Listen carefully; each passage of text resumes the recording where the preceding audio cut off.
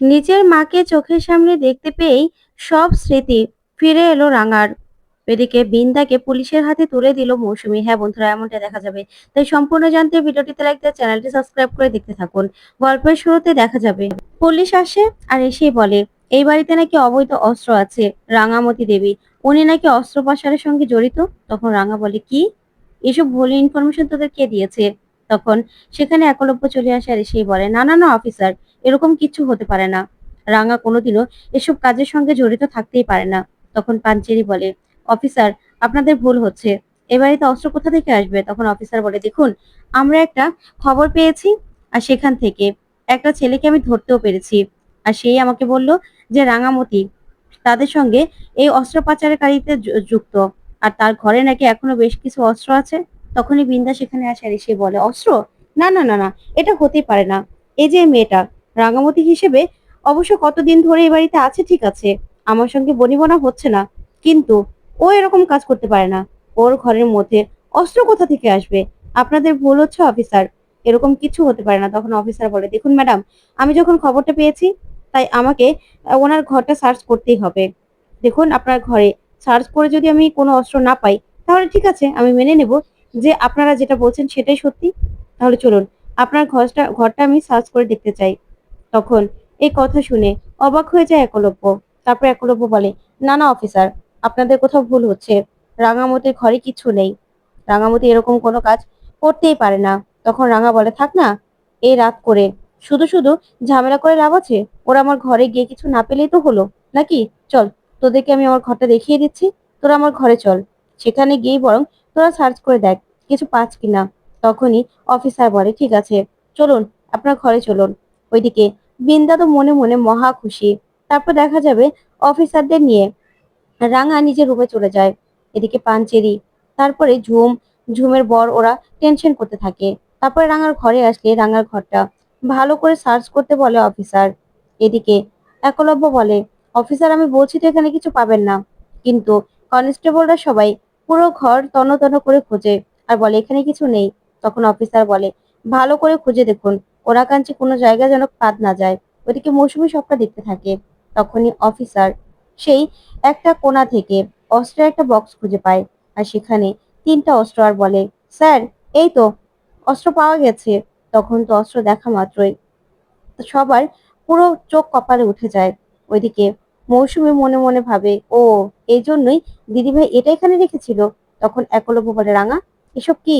তখন রাঙা বলে অফিসার, এগুলো আমার না রে, কেউ আমাকে ফাঁসাচ্ছে। তখন একলব্য বলে হ্যাঁ অফিসার, রাঙামতি এরকম কোনো কাজ করতেই পারে না, ওকে কেউ ফাঁসানোর জন্য এই কাজ করেছে। তখন অফিসার বলে যাই হোক না কেন, ওনার ঘর থেকে যখন আমরা এই অস্ত্রগুলো পেয়েছি, ওনাকে আমাদের পুলিশি হেফাজতে নিয়ে যেতেই হবে। তারপরে ওনাকে কোর্টে প্রডিউস করা হবে। তারপরে উনি নির্দোষ কিনা সেটা দেখা যাবে। কিন্তু ওনার ঘর থেকে যখন অস্ত্রগুলো পেয়েছি, তাহলে ম্যাডাম আপনাকে আমাদের সঙ্গে যেতে হবে। তখন বিন্দা বলে আপনাদের কোনো ভুল হচ্ছে অফিসার, এই অস্ত্রগুলো নিশ্চয়ই কেউ রেখেছে। রাঙা এরকম কাজ করতেই পারে না। আমি বলছি আপনাদের, আপনাদের কোথাও ভুল হচ্ছে। তখন অফিসার বলে দেখুন ম্যাডাম, আমরা হাতে নাতে ওনাকে ধরেছি আর আমরা তো দেখতেই পাচ্ছি যে অস্ত্রগুলো ওনার ঘর থেকে আমরা পেয়েছি। তাহলে একটা ছেলেকে যখন ধরেছি ও স্বীকার করেছে রাঙামতি ওদের সঙ্গে জড়িত। তখন অফিসার বলে চলুন ম্যাডাম। তারপরে রাঙা যাওয়ার সময় বিহুর দিকে তাকিয়ে থাকে। ওইদিকে বিহু ভাবতে পারে না কি বলবে। তারপরে দেখা যাবে মৌসুমী মনে মনে বলে দাঁড়াও দেখাচ্ছি তোমাকে দিদি ভাই। তারপরে নিচে নেমে আসে। তখন পাঞ্চেরি বলে কি অফিসার, কিছু পেলেন না তো? শুধু শুধু রাঙাকে হেনস্থা করলেন। তখন অফিসার বলে না, অস্ত্র পাওয়া গেছে ওনার ঘরে। যা শুনে পাঞ্চেরি তো পুরো চমকে যায়। তখন অফিসার বলে হ্যাঁ, ওনার ঘরে আমরা বেশ কিছু অস্ত্র পেয়েছি। তখন বিন্দা বলে আশ্চর্য, আমি ভাবতে পারছি না তোমার ঘরে অস্ত্র কোথা থেকে আসলো, আর তুমি কিনা শেষ পর্যন্ত অস্ত্র পাচার করছো। তখন অফিসার বলে দেখুন, রাত করে তো আর ওনাকে নিয়ে যাওয়া যাবে না, তাই আপাতত রাতটুকু আপনাদের বাড়িতেই থাকবে। আমাদের দুজন কনস্টেবল ওনাকে পাহারা দেবে। তখনই সেখানে মৌসুমী চলে আসে আর এসেই বলে দাঁড়ান অফিসার। তখন তো বিন্দা ভয় পেয়ে যায় আর বলে এই মৌসুমী আবার নিচে নেমে আসলো কেন? তখন রাঙাও মৌসুমীর দিকে তাকিয়ে থাকে। তারপরে মৌসুমী নিচে নেমে আসে আর অফিসারকে বলে আপনি রাঙামতিকে ছেড়ে দিন। তখন তো এই কথা শুনে বিন্দা চমকে যায় আর বলে এ কি মৌসুমী, তুমি নিচে নেমে আসলে কেন? তোমার এখানে কি কাজ? তোমার তো এখানে কোনো কাজ নেই। তখন মৌসুমী বলে, আছে দিদি ভাই, কাজ আছে। দেখুন অফিসার, এই অস্ত্রগুলো রাঙামতির ঘর থেকে পাওয়া গেলেও এই অস্ত্রগুলো রাঙামতির নয়, ও ওখানে রাখেনি। তখন অফিসার বলে, কি বলছেন বলুন তো আপনি?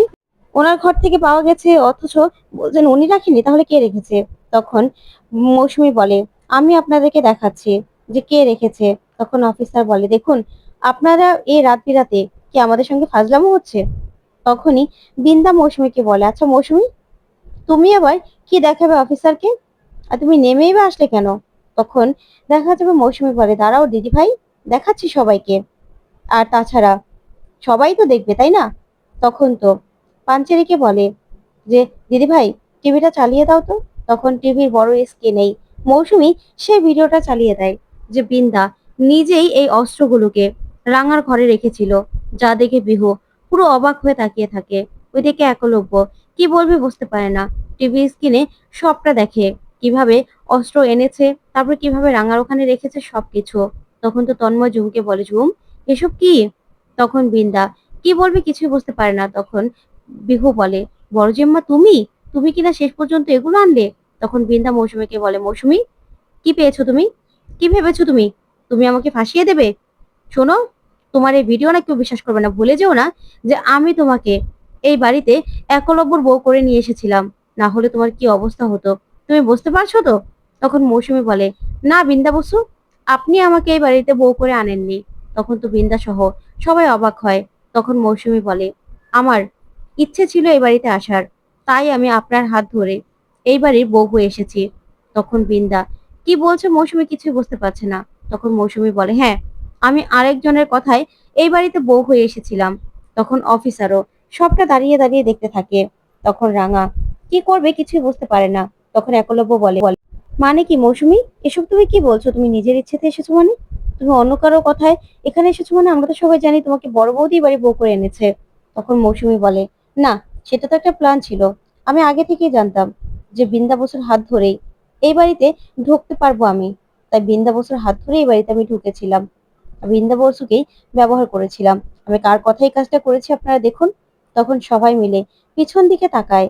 আর তখনই সেই দরজা দিয়ে রাঙার মা এসে হাজির হয়। তখন তো রাঙার মাকে দেখে বিন্দা পুরো ভয় পেয়ে যায়। আর ওইদিকে রাঙা হঠাৎ করে মাথা যন্ত্রণা শুরু হয় ওর মাকে দেখতেই।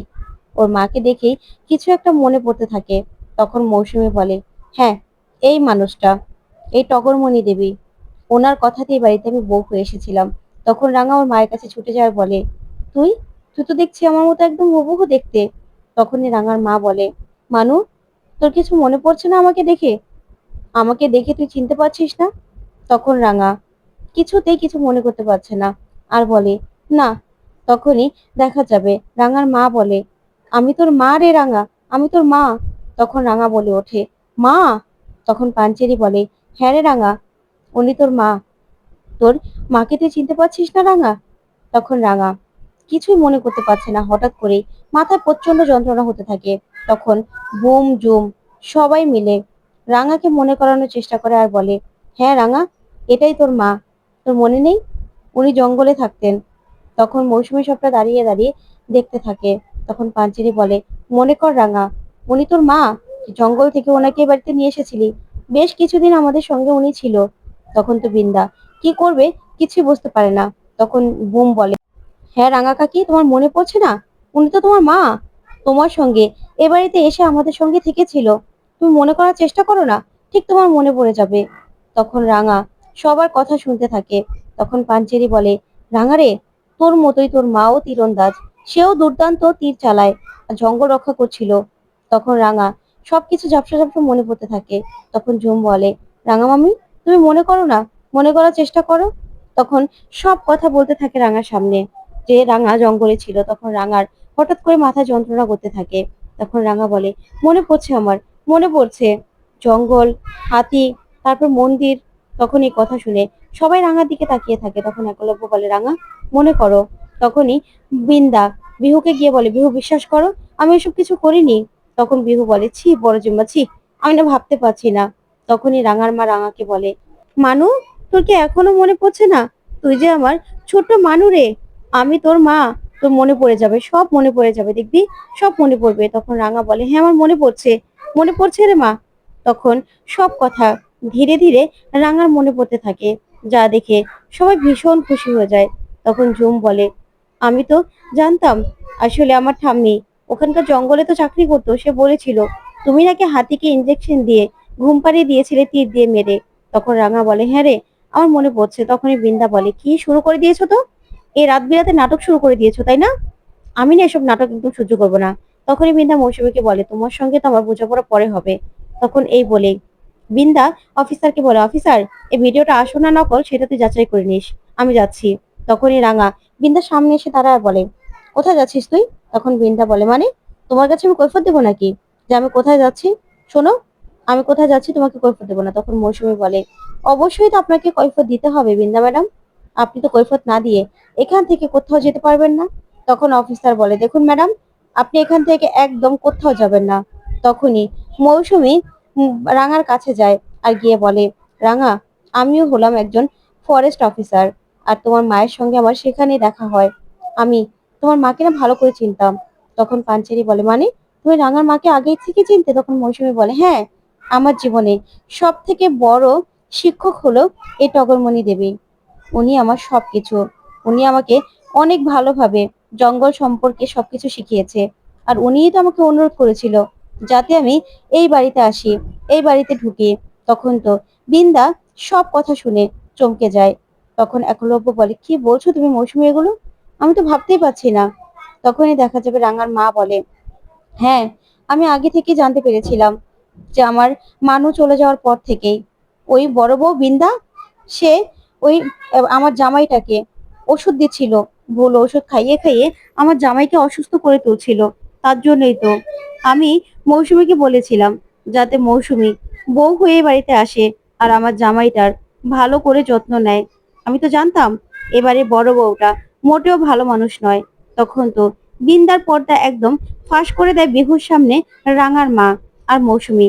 তো বন্ধুরা, কেমন লাগলো আজকের আপডেট? কমেন্ট করে জানাতে ভুলবেন না। ধন্যবাদ।